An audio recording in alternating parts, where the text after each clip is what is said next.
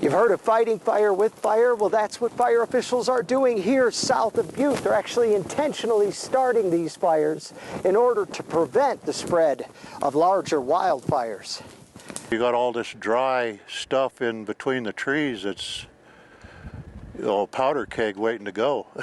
The U.S. Forest Service is trying to remove some of that powder from the keg by conducting a prescribed burn of deadfall and brush in about 1,000 acres of wilderness in the area off of Lime Kiln Road.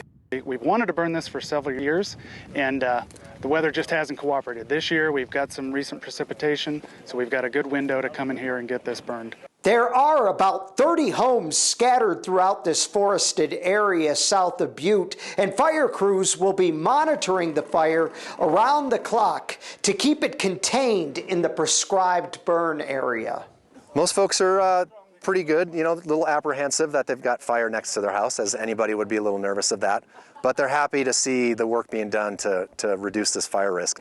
And here's a whole field of deadfall, of brittle, beetle-killed trees that would be perfect fuel for a wildfire to quickly spread through this entire area.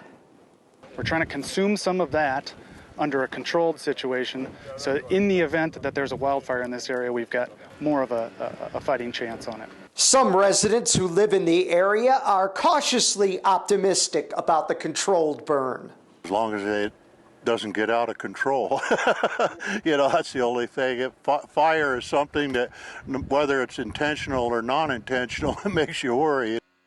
People will likely see the smoke from the Butte area, and officials are confident the cool, damp weather will make the fire easier to control. In Butte, John Amy, MTN News.